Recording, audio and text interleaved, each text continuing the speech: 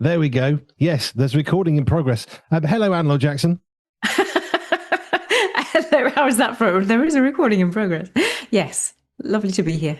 Yes, we record these for later. So if you're thinking, what are they doing? We record these for later on, but I usually do it before we come out of the news so I don't forget, and I forgot. There's such grace on this radio channel. Well, do you know what? When this show becomes perfect, it'll be really boring. When it all goes flawlessly, no one will want to listen because they want to know what the mistakes are Andy B's going to make next. I think that's half of the fun. Thing is, if you don't own the fact that you make mistakes, we all know we make mistakes. Oh, it's good, and it just frees you up because it's just like, oh well, okay, what can we do about it? And it's just like let's just do that, and otherwise it'd be really stressful. We just don't do stress as much as possible. I think there's enough stress going on. It's just like, no, let's just enjoy the process, and hopefully folks will come along with us. Now, you'll appreciate this. I deliberately, not really, put in a moment of quiet reflection and pause because I forgot to start the microphone after a song earlier on. So there was a good 15 or 20 seconds where I created an atmosphere of silent reflection. But it depends how you own it. You either panic and think, or you just think, oopsies, on we go. And it's part of it. Which is really interesting when you are doing radio. Okay, under normal circumstances, we need like 15, 20. Look, let's just quiet the world for those moments in time.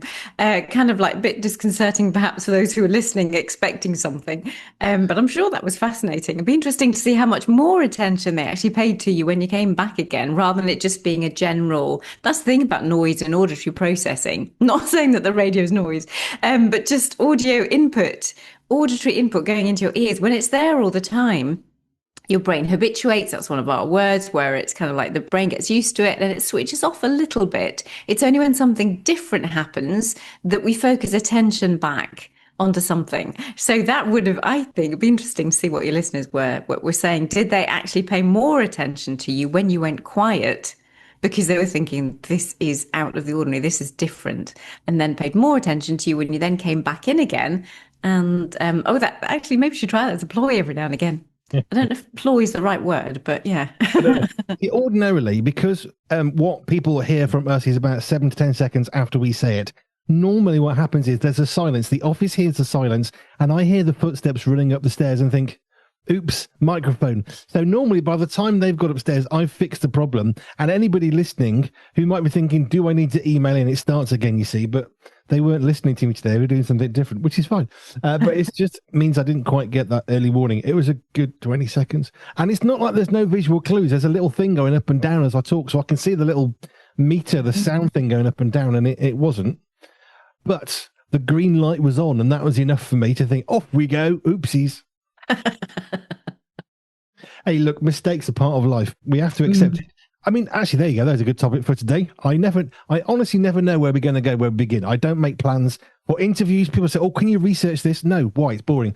I want to ask you the right questions. The first question is not the 17th or the 18th, or the ones you want me to ask. And in the same way, I don't plan the topics that we talk about. We used to do that and we've changed it. And I like this. But let's talk about making mistakes in our sensory health. And how do you overcome it? Because you overcome it by getting over yourself, basically. You've got to realize you're going to make a mistake and just go with being a bit of a fool occasionally. However, making mistakes in sensory health, like any part of the world, let's take a toddler learning to walk. You put them on the floor, and what do? They start shuffling backwards if they're like my boys. Eventually, they start crawling forwards. Eventually, they stand up. If you're like my boys, way ahead of when they're supposed to stand up. Yeah, if they're standing up, let them stand up. Get on with it. They're doing it. And they started to walk. Now, initially, they start to fall over. They'll hold a settee or a table or your hand, and eventually they learn to get balance. And then they get a little bit overconfident, and then they fall over on their face, and then they keep going. Because the mistakes are equally important as part of guiding our learning of a new skill as anything else. So what sort of skills might we make in our sensory health that we just need to think, oops, let's learn from that and move on? Yeah, you have started with an absolutely phenomenal one. That's a banger of just an example of how our brains develop and the things that we need to do to help our brains and our bodies integrate well. Because the whole thing about sensory processing and sensory health is that there is often a mismatch between what our brain is perceiving and what our senses are actually taking in. So there's a perception, an organizational issue going on inside the brain, which is really, really similar to a toddler learning to walk. So we take that as an example because that can apply like at the later ages of life, when our older people are also tripping and falling, and they're at risk of falls and breaking bones because the bones are that brittle towards the end of life.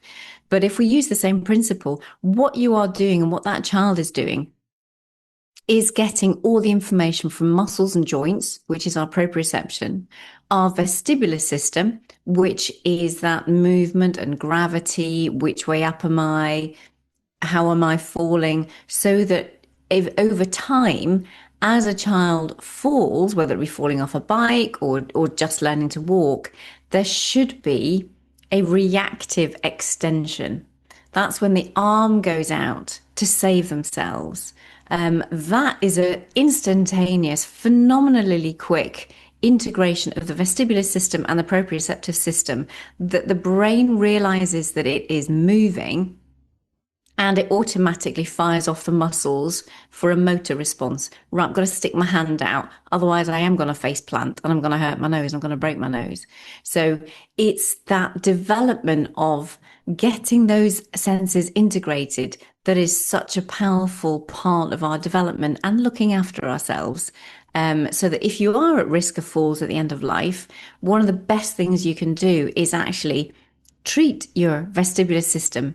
Give yourself little balance tasks in a safe and supportive way so that you can keep your brain as active and as alert and as aware of what those different stimuli in your balance and movement systems are, so that we can keep it connected to your muscles. So you want to be continuing to do strength work and continuing to challenge your balance a little bit.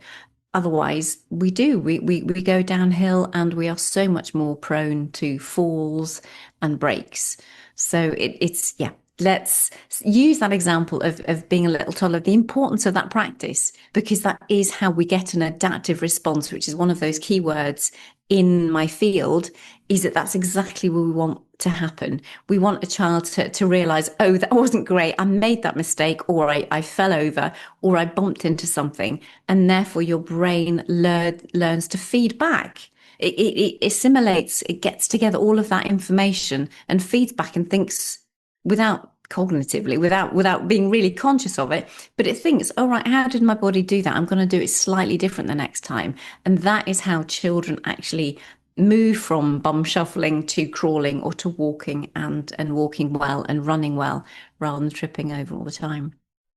I wanted to talk about 2 times I've had to learn to re-walk, which sounds odd as adult, but I wanted to come on to that.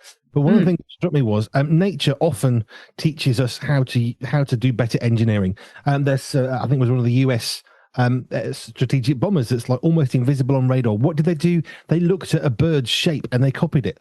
I know that, for example, if a cabriolet, so if it's got a soft roof on a car, I used to think, what happens if that falls over? Well, they've copied nature. They've copied our instinctive ability to want to put our hand out so we don't hurt ourselves.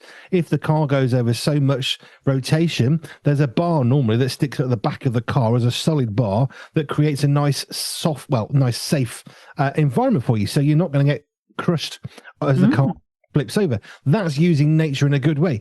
But I was thinking about something recently for me. So I've mentioned this before, but my sciatic nerve, I got it very upset a while ago. I kind of know what I did to it. It's very easy to do, and it takes absolutely ages to heal. Years for sometimes. 6 weeks is kind of your starting point. I'm at 8 to 12 weeks, so it's what it is.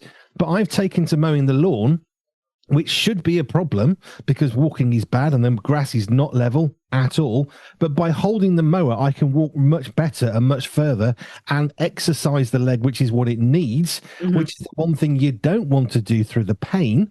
But because I'm mowing and I've got a little bit of support from the mower, it's helped me to start to heal my leg. In the same way, when I had heart surgery and I was lying down for quite a long time, that was quite intense. But I found myself having to learn to walk again because of my leg. And I thought, well, this is really weird.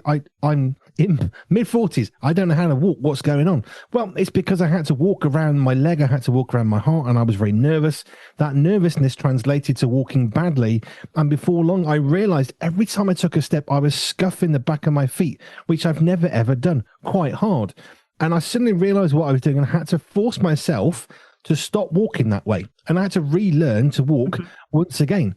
And that's the thing. Even something as simple as, I say as simple as surgery, you know what I mean? It's not like I had a major traumatic event. Like it kind of did, but you know what I mean? But it affected my walking and I had to relearn to walk. And this is the thing about life. We're going to go through things. We're going to be sort of frustrated and upset. Frustrated in the fullest sense of it, frustrated from being prevented from doing something.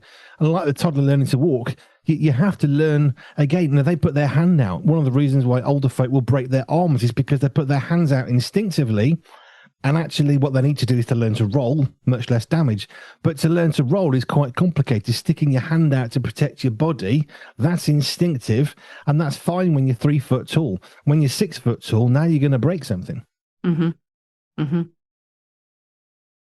And that process is just, I'm just thinking about what it is for our older people. And that's having something to hold. You've got the likes of trolleys, obviously. So my husband with multiple sclerosis, it's a phenomenal thing, having something to hold. The way that it can just build up your resilience, your strength, having that little bit of support is an amazing thing. So whether you're walking with with a walker when you're older, whether you're walking, kiddies love to push buggies and they can go with that if it doesn't go too fast. If you're an older person or if you're an adult, you might want to use your shopping trolley or other things that you say to be able to support, like your what do you call it? That thing that mows the lawnmower. It's been one of those days. Those things are so important to help us because confidence has a massive impact on our skills and our abilities. So that's where part of how I've described sensory health is being calm, content, coordinated, and confident. And if that confidence isn't there without a support, well, let's give whatever supports we can to then increase that confidence so that then the skills will flow when there is more inner confidence about what somebody has to do and the skills that they have to undertake. I suspect one of my character strengths is I'm more comfortable and willing to say, do you know what, I'm struggling to walk because of something. I'm using a lawnmower to help me walk sometimes when I'm mowing the grass. I think because I care less about that, because you know what, if it helps someone, then great. There are things I won't share. It's not always necessarily relevant or helpful or appropriate. But mowing the lawn for me has become something really good because trying to walk to exercise my leg where the sciatic nerve is bad is the best thing you can do. And it's the hardest thing you could do. I watched someone showing you an exercise you could do, and I just thought, you've not had a sciatic problem, have you? Because that's never going to happen unless you're a 22-year-old ballerina. Not getting into that position. Thank you very much. But walking is the best thing you can do. Walking on an uneven surface, I thought would be bad, has actually been really beneficial. But just having the mower, which rolls along in front of me, so I have to keep up with it because it's a powered mower, big garden, means I'm forced to walk behind it, which has really helped because I'm not concentrating on having to walk. Now I'm concentrating on getting on with walking. It's simplifying my overthinking of the movement of my legs, which is what I keep doing. And it's much easier. And all of a sudden I'm getting some healing. Oh, that's a classic thing that we do in therapy. And that's where we talk about occupational therapy. Physios have a different approach. What you are doing there is occupational therapy because you are doing something. It has a function. It has a purpose. And therefore, it's much easier to concentrate on that rather than your own body. So that is one of our classic ways of treatment, because it's like, we want the brain to be focused on something else that it wants to do, so that the body will instinctively get those adaptive responses and start to heal, which is exactly what you're talking about. And what I also love about the fact that you're using the lawn is that unstable surface challenges your brain again a little bit more, and therefore there'll be slightly different nuances in the use of the muscle. So it's like the difference between going to a gym, using gym equipment to work out, rather than say using free weights, or kinesis is a new thing that started at our gym, or the reformer Pilates, or just using your body movements, because it's going to stimulate your muscles in a much better way because it's much more rounded, as in that you're not doing exactly the same position, you're not doing exactly the same thing all the time. There are subtle changes because of the way that the ground will be slightly different, or sometimes maybe even more different. But it just those little differences are so important, and making it functional is just 100%. You know, that's just brilliant. That's exactly what we would do as an occupational therapist. Um, our garden, not subtle changes. It was abandoned for years. We've only got about 60% of it reclaimed to be usable, Wow. which is a beautiful story in itself to see what happens over time. But yeah, it's very not even. I know I've mentioned this many times, but it's coming back as an interesting point, which is that when soldiers went onto ships during the Second World War, flat feet was a massive problem because these are really super fit guys. By the time they're going off to war, they're very fit already, and they've got good arches in their feet, or you can't join the army. And the flat feet was becoming such a major problem on naval ships because, of course, everything is perfectly flat. And these guys are used to walking over rough terrain. You take the rough terrain out, all of a sudden, they've got flat feet. Now, there are some very beautifully gentle ways of fixing it. Then there's the army way, which I'll be honest, I did, because the nice, happy way that would probably be doctor approved, I thought was rubbish. So I did the army way, which my granddad told me. You basically force the arch to go over way too far, which is excruciatingly painful, and fixes it in a few days, which it did. Two of my boys have had the same problem, done the same thing, and it works. The army sometimes knows quite a lot about walking, just saying, and rehabilitation. May not be the approved way, but it works. But yeah, it's if we take something different from our unusual environment, it's quite bad. But like you say, walking on a garden that's really uneven, I don't really think about balance. That's not a problem I have. My problem is it hurts, so I don't want to walk, so I walk badly. So now I've got a really sore other calf because it's been compensating for a painful leg, which as that starts to heal, now the right leg is starting to hurt in a different place. So I'm trying to process that. I know I'm going to get better. It's fine. I'm not worried about it. It's just a bit annoying. But mowing the grass for me personally, I like doing stuff. I hate going to the gym because standing there on a mat that turns around so you can pretend to be running just drives me nuts. I don't run. But if I'm going to do an exercise, I want it to be for something. So mowing the grass for me is a really good form of exercise because I'm actually doing something. And when we finish, we can sit out, have a barbecue, have a beer, bacon butty, whatever. And we've got beautiful grass. And the reason is I've mowed it. So it's not just the exercise. There's a sense of satisfaction after it as well. I was just thinking that it's the satisfaction, and also that you don't have to then get in the car and drive home. You are home. You're there already. So if you want to get a drink out the fridge, then it's just there for you. The satisfaction of doing it and the reward of having done it is so quick. All of those things are key if you are trying to get someone to do something different, to try and look after themselves, their sensory health, their emotional health, their physical health. All of those are key elements in getting something together. And that whole package is just gorgeous. And I love the fact, you can have sit and have a barbecue and enjoy it. And for me, I love cut grass. I love the smell. So it would just be just a wonderful thing. And you've got the sunshine, you're outside. If you're not bothered by insects or by the wind or by the sun or whatever else, and if it's not raining, all those extra sensory elements come into it. And it's a really lovely thing. Really lovely thing. Mistakes that we can make. When I first had a sciatic nerve, got angered, I thought I'll stretch it out. It's a muscle problem, and I stretched it for about a week with tears coming down my cheeks of pain. At which point I thought, that's making it not just a bit worse, like really terribly worse. I stopped trying to stretch out the sciatic nerve, which is one of the bits of advice it says, don't stretch it, but I didn't know what it was. What are some of the common mistakes people make? Not necessarily that, but that's sort of an idea with sensory health, where they think, well, I know what this is, I'm going to do that to fix it. And actually, like me trying to stretch out a muscle when it's not a muscular problem, what is the sort of stuff that we might make mistakes with our sensory health? Yeah, that's a really good one. It's the what we class as the sensory seekers. That's the one that I see more than anything. So you've got the individuals who are wanting to climb and they're up on the windowsills and they're jumping off, or they're bouncing on the sofas, or they're running around the class, or they're just really on the go at work. They won't sit still for a meeting. They're out. They need the loo. Or these typical sensory seekers, which just means that they're wanting more sensory input into their systems. It's often perceived that we need to give them more. That is one of the biggest mistakes. For some, that is the case.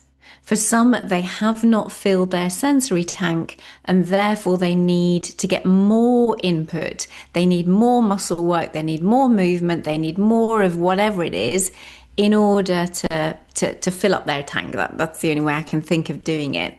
Whereas for some people, doing that is only going to make things worse.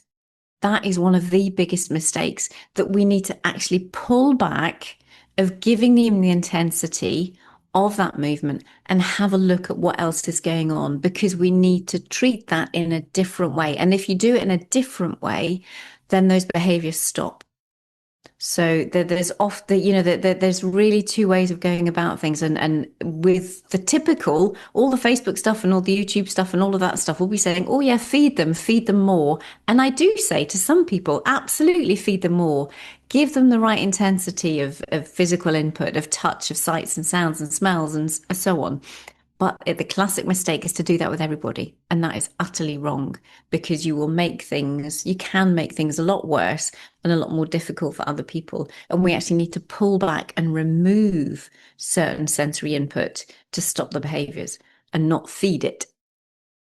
Now, when my children were much, much younger, I'm not going to say which one it was, but Stephen had this wonderful little climbing frame at home in our lounge. We had an armchair. Just to the side of it was like a wooden toy chest. I've got it in the studio. It's still in use. And he used to climb onto the little wooden chest, which is about, I don't know, about 8-10 inches high or something. He'd climb onto the arm of the armchair, roll into the seat, and then climb off and do it again. He did this for hours one day. And it was great fun. He had so much joy. You could just tell. He was like climbing in the house on furniture. It was perfectly safe. It was great. It was wonderful to watch. And then he got bored and went on to something else. Now, that's quite normal.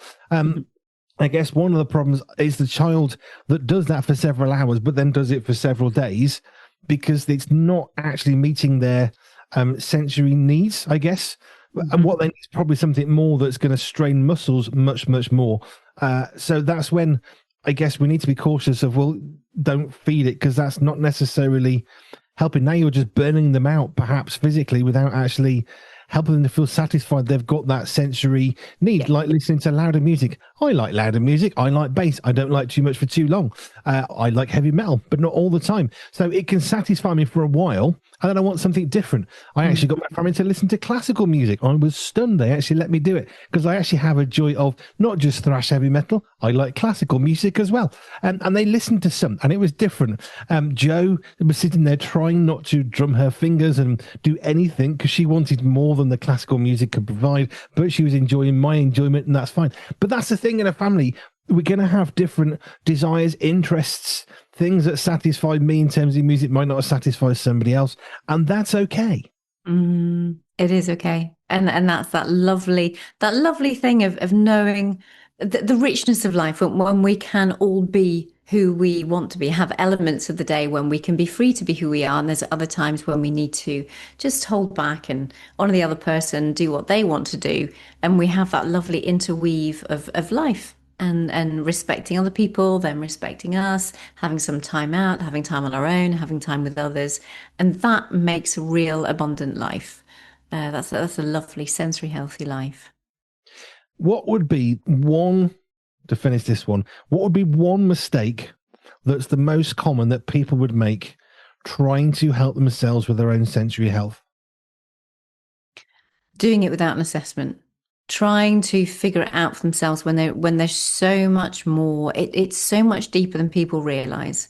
And don't go to Facebook, don't go to YouTube unless you go to my channel. But even then, I cannot do it in the same way. And we can't get you a full assessment. We can't work out who you are, well, how you are so uniquely, fearfully, and wonderfully made, until we actually get a proper assessment. And you really need a skilled professional to be able to do that. That there are basic things that you can do, and that's great. We want folks to be able to take what they're inspired to do from our conversations and other things that they get online or otherwise. But if you are seriously wondering about something, then the biggest mistake you can do is thinking, oh, someone will grow out of it, or it will pass, or it'll be fine, and then that's not good, because you end up with burnout, you end up with shutdown, you end up with destroyed relationships, I won't even go into all the other things that, but it just spirals downhill, and it really does not help. It doesn't take much to get a proper assessment. So yeah, do be in touch. I guess a bit like the sort of the Google Doctor idea. No, I've read it on Google, therefore it must be. I've seen people when they share for the first time, I've got this particular condition, and you can guarantee, you can almost set your watch by how long it is before some individual come along. Oh, my auntie had this. What you need to do is X, Y, and Z. No, no, no, no. My uncle had it, and he did this, and it fixed him. And we've got to be so careful at the. I mean, I'm using the word judgments in a different context, but we make these judgments on people based on what we know, and we have a snapshot of their life. So when someone says, I've got, cancer of the bowel, oh, what you need to do is take this herb. Probably not. And actually, they've probably got a doctor if they were announcing it, and they've got a diagnosis, and probably the doctor knows more than you. Just saying. So you've got to be really careful when we throw out these comments that can be so damaging and destructive. Because if it worked for one person, it should work for you. If it's not the same thing, maybe it's not going to have the same effect. It can have a much more damaging effect, which is why, as I've said from the start of these conversations, asking the question, are you okay? How are you doing? How can I help you? Or as one of the ways that you tried to help somebody really early on, well, how can I best work with this particular struggle that you have? And opening that conversation rather than the expectation of, well, I have this, you should know what to do. Well, not really. I've worked with some children who came in with headphones over their ears one time, and I sort of thought I knew what it was, and I was correct. And then a number of years later, I met a different child who had headphones on. So why? Because I'm not trained in that way, assumed it was for the same reason. Now, the same end result, they wanted less noise for totally different reasons. One was because of hearing issues. One was because of sensory issues. It's the same end result of needing less noise. The reason why is massively different, and actually needed to be aware of that, because when she took the headphones off, she couldn't hear. It would damage her if she had too much noise. And the other child, it wouldn't be damaging physically. It could have been for that one. It was damaging to them emotionally because of the noise. And understanding that was so important. Yeah, yeah. I was speaking to just a group of adopted parents, and trying to explain that the only support that they had previously was someone else who had connection, had a neurodivergent child, and were just bringing the things that had worked for them to the group. And some of them were trying things and thinking, no, that's not working for me. It might be working for you. It's not working for me. And therefore, it's really good to be able to go in and say, look, I'm here. Okay, let's not take those, what they call, the cookie cutter, the kind of like the menus of things, or what is it? It's no, not the recipes for something. It's you've got to pick from the menu according to your child. You can't just say, right, if you see this, then you've got to do this. That really doesn't work. There are general principles, but if we want to make it individualized, if we really want to make changes and make life better, then we have to make it personal. We really, really do. Thank you, Anne. I didn't know where we're going to go here. I never know where we're going to go, because that's kind of part of the fun. If you want to connect with Anne, if you're thinking, okay, how do I deal with this sensory healthy issue? Is it even actually a sensory healthy issue? Anne Laure Jackson is the person you need to speak to. Go to our website and connect with her that way. pure247radio.org, pure247radio.org/ALJ. You can put your questions to Anne Laure Jackson of Sante on Jersey. Thank you, Anne. Thank you. See you next time.